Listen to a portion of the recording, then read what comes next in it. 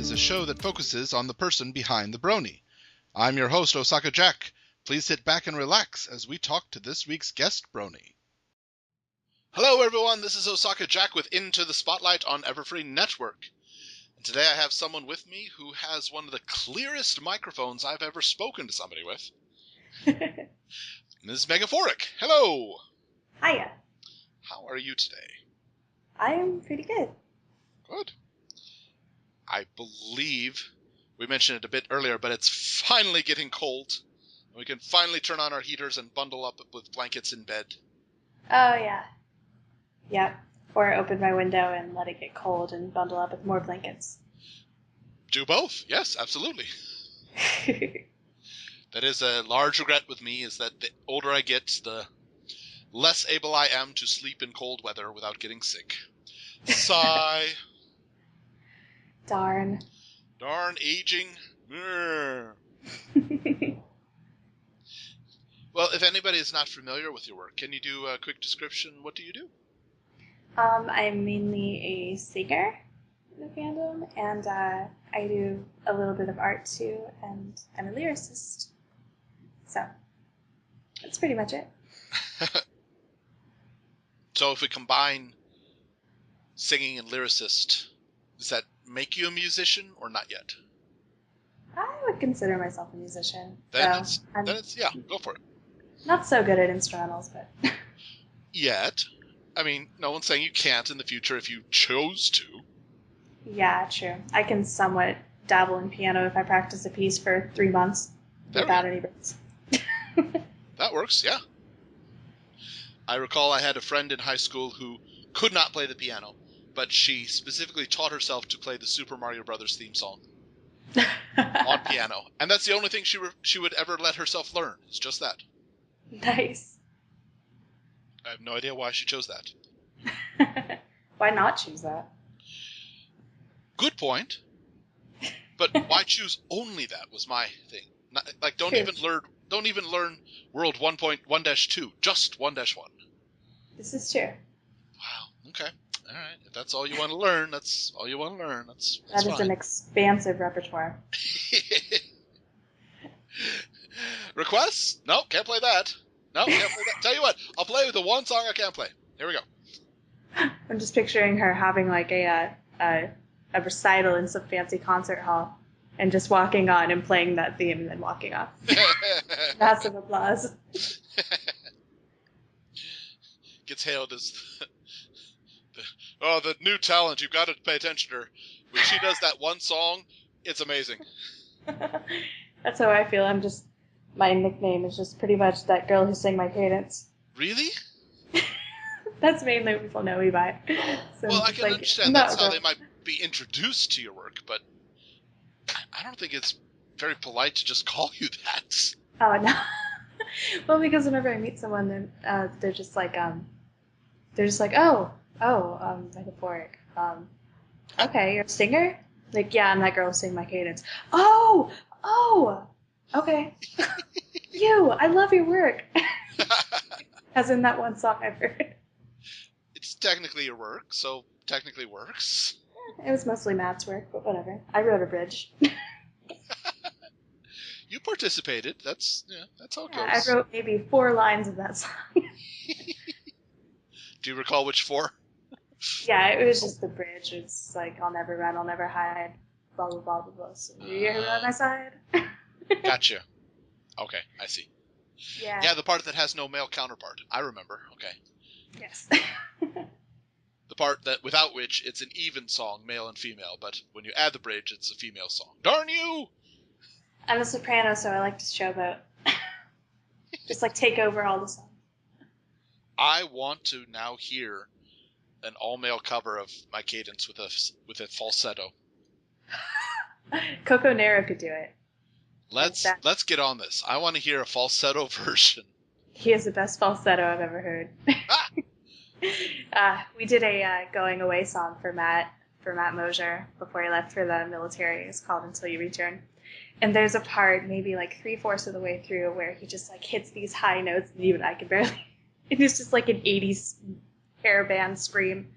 Oh, kind of like Take On Me? Yeah, it was exactly like that. Lovely. And he nailed it, and I was just like, what the heck?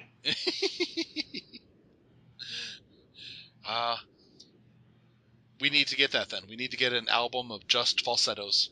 A Tiny Tim of pony music. Well, Coco Nero would be the one to do it. Oh, we're going to talk to him, yeah. He has some hilarious stuff. Do you recall, how did you get started with singing in pony fandom? Let's see. We hinted at it that My Cadence was really one of your breakout hits. Yeah. I think I just kind of started. Like, I hadn't even heard of it. Like, there was pony music until, like, maybe March of last year. And, like, I was at this benefit where I was singing with a band for, to, like, raise funds and stuff. It was a charity event. Okay. And, I was sitting down after the show and, like, talked to one of my friends. And she was sitting there, like, jamming out to Discord. And I was just like, what is that? And she's like, oh, it's like this pony song. Like, it's about Discord. And I was like, oh, really? And, like, her and, like, her other friends that were also into ponies just sitting there going, Discord, howling at the moon. Just like, I didn't know that was a thing. So I go home and I, like, start YouTubing it. And there's, like, all this pony music and stuff. I'm like, oh, I could do this. That sounds like lots of fun. So, I don't know. I was already working on a YouTube for just, like, my regular music and stuff. Sure. Where I just posted some covers that I learned with horrible piano being played in the background. And then I was like, well, I'll just do that. So I recorded like a cover or two. And of Discord? Not of Discord, of like songs from the show. So, yeah, that's kind of how I got started. And then I started meeting other musicians and collaborating and stuff. And okay. My Cadence was actually the first song my first collaboration I did with anyone that I started working on. Oh, really? Okay. Mm-hmm. Because I was like, I have no idea what I'm doing. I don't know how to collaborate with people. And now I'm just like, okay, I know the drill. Like, send me your instrumental. Do you want me to write lyrics? But with Matt, he was just like, I have this idea. And I'm like, okay, I don't know what I'm doing. I'll do my best. Matthew Moshe was on the show, and he mentioned how you guys were both in a chat. What was it? It was a live stream of someone else working on something. Yeah. I forget what it was called. Mm-hmm. I feel bad because it was like, I don't know. Without that live stream, like I wouldn't be anywhere. I'm not 100% sure of that. I think you'd be somewhere, but it really helped me though, like connecting me with other artists and everything. Sure. Because the whole point of it was to like showcase like really small musicians that were just getting started. Oh. And I forget how I even got into it, but I got invited to it and I started watching it, and I met Matt and like some other musicians that I'm close friends with. Nice. And so it just kind of spiraled from there.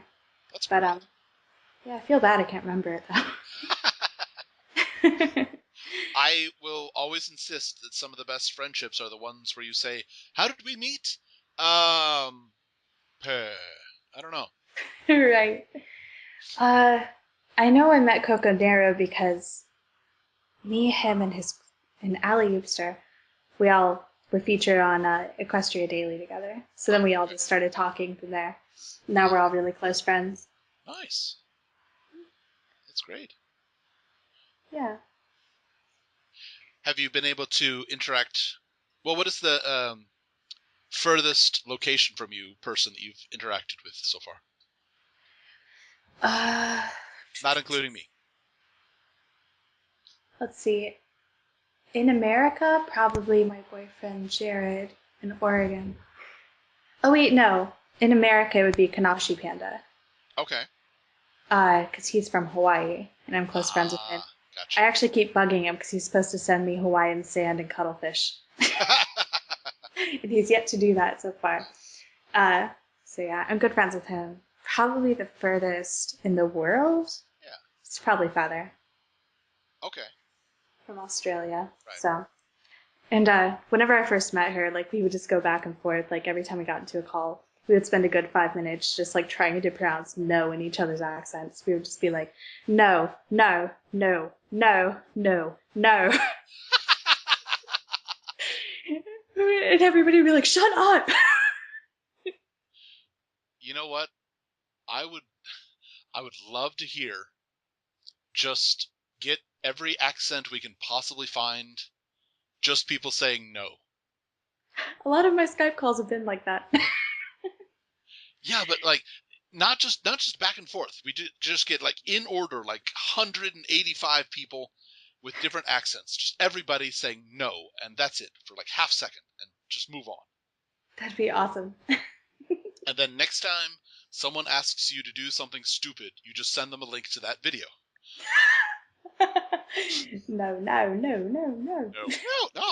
No, none. That'd be awesome. Yeah. Oh, let's get on this, guys. Come on, I want to see a no video. That would be awesome.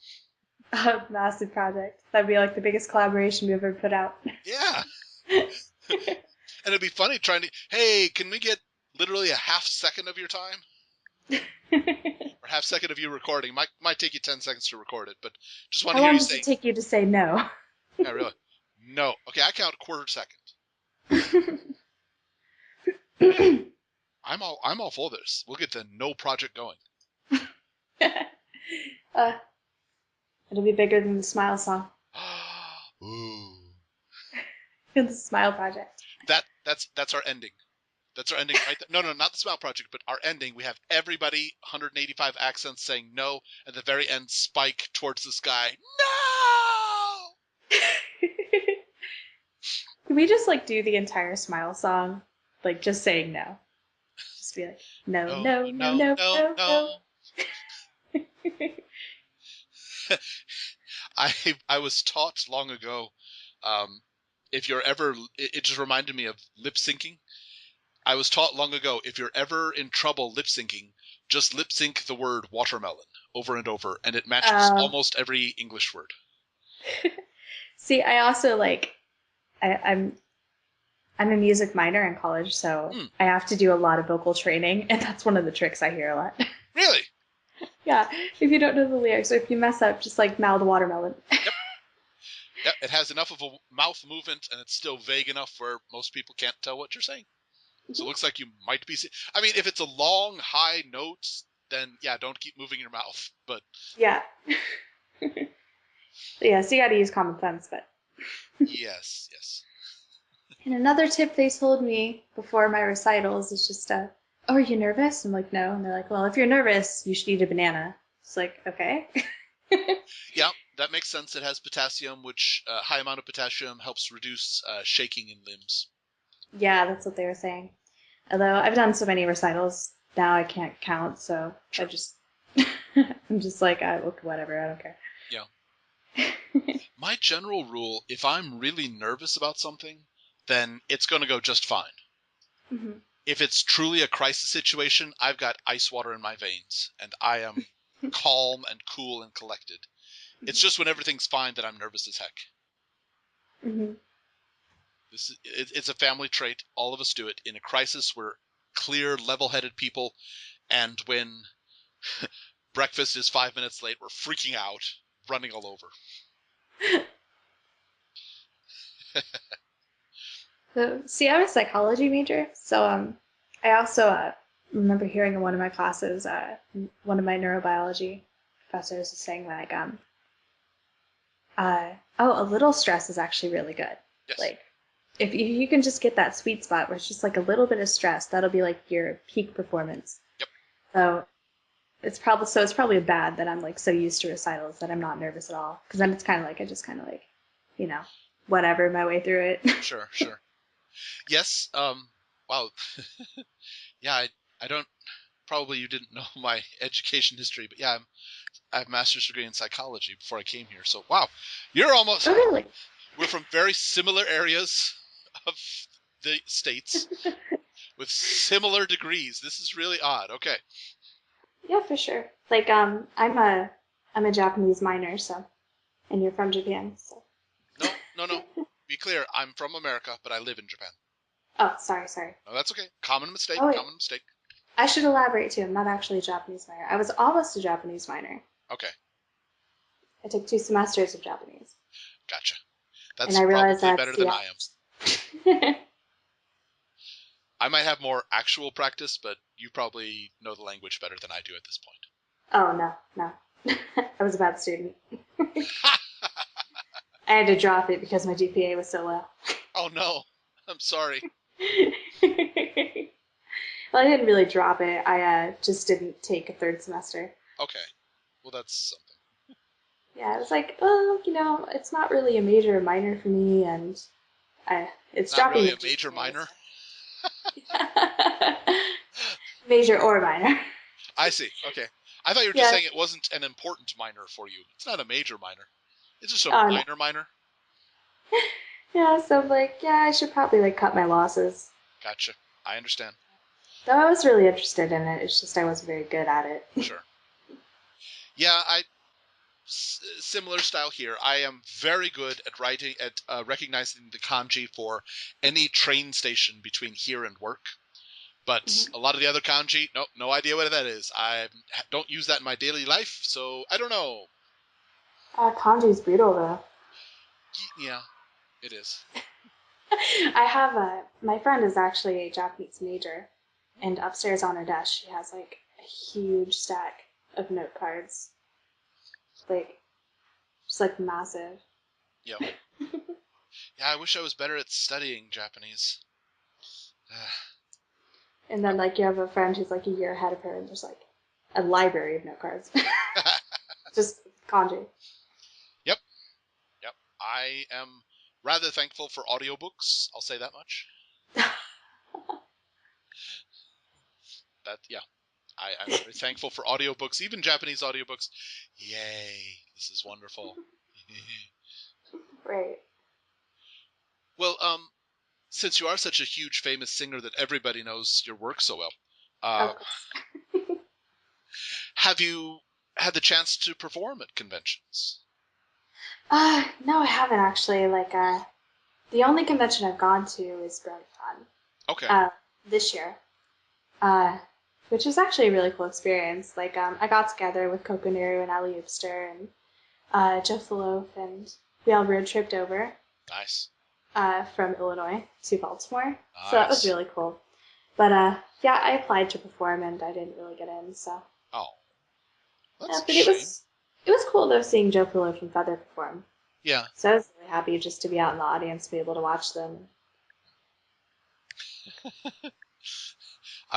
Would have been funny if you could have gotten up on stage and done a no duet. Dueling no's. No.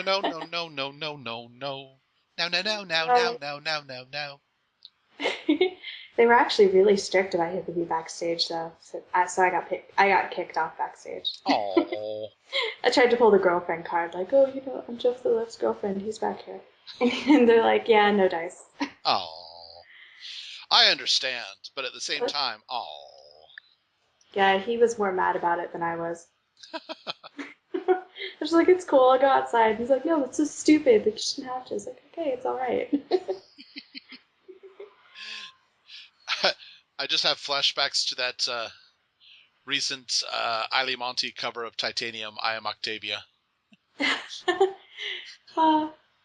She was one of the ones that when she met me, she was just like, Megaphoric. And I was like, oh yeah, I'm the one who sang My Cadence. She's like, oh, I love that song. I have it on my iPod and I listen to it all the time. Yeah. You know what? I mentioned it to Matthew, but I don't know if I mentioned it to you. I actually played that song for one of my classes, and I had them try to identify it. So it was a listening exercise where they had to listen to the song and then fill in the blanks. What are the missing lyrics? Mm-hmm. No. They got My Cadence, my love song, but after that, it kind of fell apart. Yeah. That's a really cool exercise, though. It is. I enjoy doing it. Anything that lets me use more pony in class, I appreciate this very much. Well, a similar question. Are you going to be planning to attend other cons this coming year? Yes, actually. Next year. I'm not sure yet. It's between Everfree Northwest and like a BronyCon in Baltimore. Okay. So totally opposite sides of the country. Yes, I know this. But I was planning on flying out to see Joe Philip before he moves here to Illinois. Oh. And it's really. I was just planning on going to Everfree Northwest, but then I found out that for Brony Palooza next year, they're doing invitations. Oh, okay. To see who will perform, so they're not doing applications. And my name was listed on the comments several times. So I was like, well, maybe I should wait and see if maybe this will actually be a thing. I don't know. Yeah. So I'm not holding my breath, but I'm waiting before I like book a plane ticket. Like if I can perform Brony Palooza, I'll totally go to Baltimore this year. Sure. Or this upcoming year. Right. And if not, then I'm going to Everfree Northwest. I see. Yeah, I had to choose between those two, and I went with Everfree Northwest just because it was a few hours less travel time for me. Yeah. And frankly, the difference between 9 hours on a plane and 13 hours on a plane is a significant one. True. That would be nice. No cons in the local area? Not really, no. I got invited to, I think it was called Crystal Fair or something. It was in St. Crystal Louis. Fair, St. Louis, right. Yeah. And that was a few months ago. I didn't go to it because I didn't have gas money and I didn't know anybody that was going to it, so. Oh, okay. Yeah. I don't know. If I got asked to perform at a con, I would probably go to it. Granted, I could afford it. Right. That's a big if. Yeah. I know that you mentioned it earlier, but the Singapore con asked if you would be interested, didn't they? Yeah, they did. They sent me a message and they were like, oh, we're doing this convention. It's like, you should totally come sing for us. And it's like, I would, but that's like a $2,000 plane ticket. Yeah. And you said like 24 hours of travel. 24 hours in the air, yep. That's.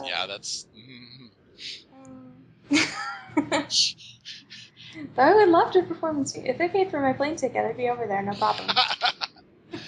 Wouldn't that be nice? Yeah. Well, some of the newer songs that you've been working on, what are some of the more memorable ones that have stood out? It's like since My Cadence? Yeah. Let's see. I released an album with Joe Philip earlier this year, which we started in January because we came up with Trusting You, and we worked on that for like a solid 2 weeks straight.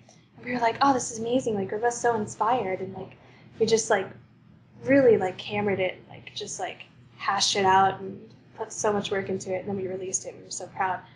And then I was like, this collab like went so well. I was just like, we should just put out a whole album. And we were like, oh yeah, let's do it. And we're like, okay, the release date is my birthday on February 21st. We're just like, okay, cool. That didn't happen. We ended up releasing it like late July. Oh my. It was like it was in July. And that is the Knowing You album? Yes. Okay. We called it Harmony's Bond, and I was really proud of it. Just because we put so much work into it once we finally buckled down. Sure. And probably my favorite song that I've done since My Cadence is Honest Me on that album. Okay. It's one of the only songs I've really been like totally satisfied with my voice in. Really? Mm-hmm. I'm very critical of my voice, so. That's common. Yeah, I know. I don't think it's a bad thing. I really don't. I think that everybody should be their own worst critic. Yeah, for sure. As long as they allow themselves to say, I did well at some point, too. Yeah. I think that's probably my biggest problem. Well, I think you did well, so accept it. Huh. Well, thank you. Yeah. Thank you very much. Yeah. Yeah, that's probably good that I do have Joe Philip, too. Because he's, like, always complimenting me. He's just like, this sounded awesome. You did so great, blah, blah, blah. I'm just like, no, you're wrong. It's good to have somebody, at least one person in your life, that's always telling you, like, oh, you did a great job, blah, blah, blah. Very true. It is good to have support. Very true. Mm-hmm. I'm just thinking now on the subject of voices. I would like to hear, and Feather did it as a joke, but I think she took it down. When she was sick, she recorded like 15 seconds of her trying to sing, and it came out snotty and coughy and sounded bad. It didn't sound good for song, but I mentioned it. You know what? This sounds like a great character voice. Oh, really? And I would like to hear just some artists release stuff when they sound really bad. Like next time you have a cold and get all stuffed up, re-record My Cadence and just have it my stuffy cadence. See, actually, I would totally do that. I just don't really think about doing it when I'm sick. Well, yeah, when you're sick, it's not at the forefront of your mind, granted. Yeah. It's more like I'm miserable and I want to stay in bed. Yes, exactly. But I had the flu earlier, and I don't know. If I had thought about it, I totally would have done that. Well, keep it in mind for next time, okay? I will. Now I'm just like crossing my fingers I get sick. Though the problem would be if I can foresee a possible future where the sick video gets so popular and cons are like, hey, can you come here and be sick? Yeah, I know Jen had a sick video. Yes, that's right. That, She did that was one of my favorite things from her. I loved it. It was funny. Yeah. Oh, that was hilarious. I think more people should do sick videos. For real. Yeah, I really want to do that now. Yeah. Excuse me while I go lick a bunch of doorknobs. Oh, God. That's a different kind of sickness, and we won't discuss that type. Probably one of the ones I would study in class. Oh, that'd be a new category. All right, we have this person who went around licking doorknobs to get sick so she could sound better for her fans. Discuss.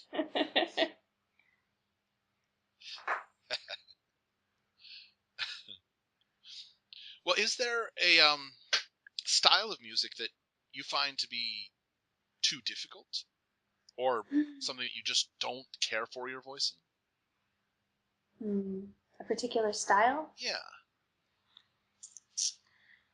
I don't know about style, except obviously I'm not much of a rapper, but Okay. My problem usually is that I usually sing for tenors. Like tenors are the ones that probably make up the majority of musicians. Okay. And although I'm a soprano one, like here on campus, when I sing for like choral events and like do like classical type singing, it doesn't work with pop songs and like the type of stuff that is written and given to me. Okay. Like a really high soprano-y, like, that type of voice doesn't work for the songs. Oh, okay. So I keep it in alto range, and tenors don't write in alto range. Okay. So a lot of times the songs will be really high, and my voice just doesn't work for it. So we'll have to like sit there and figure out like what key to change it to, and but there's been a lot of times where I just go ahead and sing it, and they're just like, oh no, it sounds fine. I'm just like, okay, so. And they release it, and I'm like, this would have been better in alto range, but. Interesting. I hit the high notes, and it's just like, Got that really high operatic soprano voice. I'm just like, that doesn't really work for like an acoustic song, but whatever. It's a new style. Yeah, there we go. Soprano, acoustic soprano. There we go. You're the new style. You're bringing it in. Soprano acoustic. Yeah.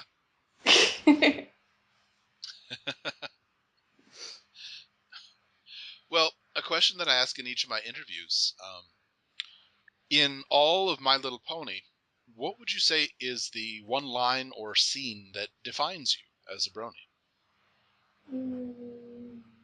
And I know you were listening to my show the other day, so this can't come as a complete surprise. I know, and I was totally thinking about it too. And now I forgot. Let me think. It's something to do with Applejack. Okay.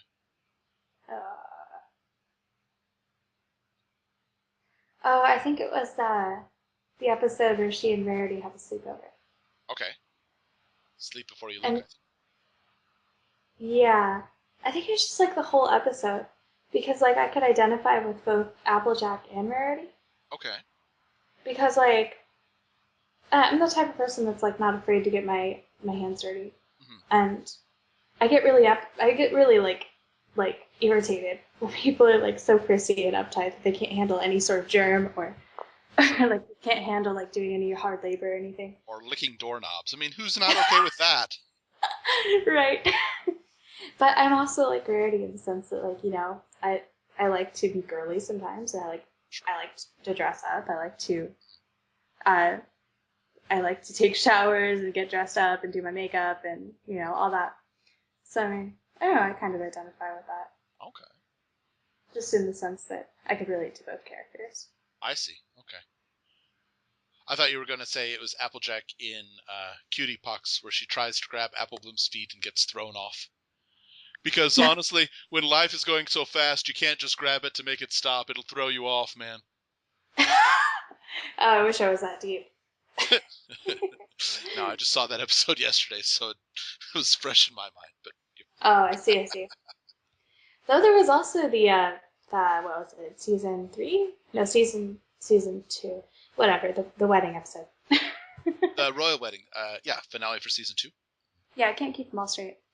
Whenever I watched that, like, it really, really resonated with me, just because like I was dealing with something really similar at the time. Okay. Because like at the time, like I was trying to convince my brother like I did not like the girl he was dating. Right.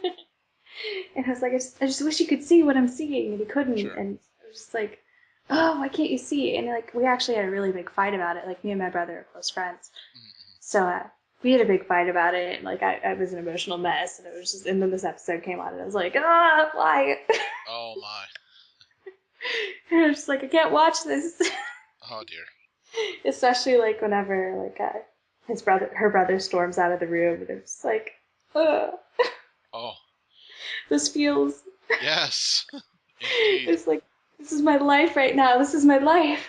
Oh. Well, thank goodness you didn't get banished to Crystal Caves. No, I didn't. Though, I learned from the area you're in, you might have gotten banished to Merrimack Caverns. That's an Illinois, Missouri joke. Don't care if nobody else understood it. We laughed. Yeah, I just kind of learned to tolerate it and put up with her. Well, hopefully it turns out better than the wedding did in Pony. Yeah, I'm hoping. Just like mass chaos and destruction, the downfall of civilization. Huh. I don't know. They're engaged now, so. Ah. I don't know. That might happen. We'll see. We'll see at the wedding. Yeah. To be continued. You should just try to make as many references to that episode as you can, and if somebody gets the reference, then that's great, and if not, then you can say, well, I tried to tell you. Yeah, I have a feeling I'm not gonna find like an alternate version of her locked in a cave somewhere. That would be so many levels of disturbing. Yeah, just a hunch. Probably. Yeah, I'm gonna bet on that. Well, if somebody is interested in purchasing the album, it's available on Bandcamp. Is that right? Oh yeah. Okay. And we'll put the links to it right in the description. Do you have any other collabs coming out soon that you can plug? I'm working on an album with Matt Mosier. Oh, okay. So I'm not sure when that'll be out. It was just kind of a, hey, we should do this type of thing. So I think he hinted at it. Isn't that the one that's nothing but spoons and washboard duets? I didn't hear that part, but Oh no, I guess that no. Keep an eye out for the spoons and washboard duet. Imagine those are some of Applejack's distant relatives that nobody really cares to hear at the family get-togethers. Oh, look, spoons and washboard are here again. Oh, great. Right. And we just started that like a week or two ago, so I can't say there's like too much on it so far that I could talk about, but Right. But it is, at some point, hopefully, will be coming out. Yes, at some point. Okay. Yeah, mainly because I'm in a bit of a financial situation like everyone else is on the face of the earth. So Yeah. I was just like, oh, I need some way to get an income. So let's release an album. I'm good at music. That's something I can sell. You could launch an Indiegogo campaign where you will cover somebody's song for a certain amount. Oh, there we go. I've already done Indiegogo campaigns for like BronyCon and stuff, so Oh, okay. I feel bad asking for donations and stuff. Yeah, I can understand. But if I just like straight up sell one of my skills, I don't feel too bad about it. Yeah. There we It's go. like I was thinking about opening commissions too, if I can Okay. find time to do them. Sure. Well, there we go. No. Singing will bring in some money. Commissions will bring in some. But for the ultimate high bidder, you can do a singing commission where you sing live stream as you draw their work. Oh gosh. Don't know if I'm that talented. I can try it. Yeah, I probably am because I always end up singing while I'm drawing, anyways. There we go. When I live stream, Okay. I'll just have music playing in the background and just like be singing and. So the next one will be someone will request, okay, I want you to sing the Mary Poppins soundtrack while you're drawing my OC eating spaghetti. Here we go. Oh God. $300. Go. It might work. You might get that. And it might be very entertaining. I'm actually still finishing art commissions that I was doing for the Indiegogo campaign I did back in like January, February. Oh my. Yeah. Well, I have often said that anybody who expects rapid items from artists is not going to get good items from artists. You can't expect rapid anything from me. That makes you an artist. Pretty much. As you've heard from Matt, like I'm not a quick person. So I don't know, like when I'm inspired, like I'm really fast. Sure. Like I released a song with Matt called Marionette, and I wasn't even supposed to sing that. He just posted it in the chat we're in, and I heard his version of it, and it was really good instrumental. But we're like, oh, maybe we should change up the vocals a bit, make it more catchy. And I was like, oh, Matt, Mr. Matt Mosier. And he's like, what, Leah? And I'm like, can I please, possibly record vocals for this? He was like, okay, sure, go ahead. So I had it in within like 24 hours. I do remember you mentioned how fast that one turned around. That was amazing. Oh yeah, it was. It's just like, here you go, whole song, 24 hours ago. But then like songs that I actually have to work on that don't really just come to me instantly, that I have to spend time with. Sure. Then I'm just like, oh, I'll do it tomorrow. I'll do it next week. I don't know. I kind of have stuff to do today. It's very similar. It reminds me. Do you know? And this is actually Garfield mentioned this. Do you know which day most diets start? Mm-hmm. Now, most people will guess Monday, but that's not correct. That's the second most popular day. Most diets start tomorrow. I gotcha. Yep. Yeah, that's pretty much how it is. Yep. I'll start it tomorrow. Tomorrow never comes. Woohoo! I'm safe. And I'll totally admit that, like, procrastination is my biggest problem. Oh, yeah. I have done it as well. I've occasionally woken up on Saturday morning, says, wait, I don't have a show for this week. Oh, how long do I have? Okay, let's talk to somebody. That's why, like, I know, like, as soon as I get an instrumental from someone and they're like, oh, just give me your vocals whenever. I'm like, no, don't say that, no. No, deadlines, I need deadlines. Yeah. Otherwise I'll never do them. It's like, if you give me a deadline, expect to see it at right before midnight on that deadline. Sure. Well, everyone, today we have been speaking with Megaphoric. Thank you so much for coming by. No problem. Everybody, be sure to follow her on YouTube and Twitter and SoundCloud and Tumblr and Bandcamp, I guess. And DeviantArt, you said. Yes, Yeah, I get around. And Facebook, I guess, and MySpace, and LinkedIn, and okay. Google Plus, that's a thing now. Yes, that's true. Oh yes, I have to start adding that to the Unfortunately. repertoire of. Okay. She's everywhere. Follow her everywhere, but not Stalker Lee. Give her some space, please. Just give her deadlines, but give her space. Everyone, this has been Into the Spotlight with Osaka Jack on Everfree Network. We will catch you next time.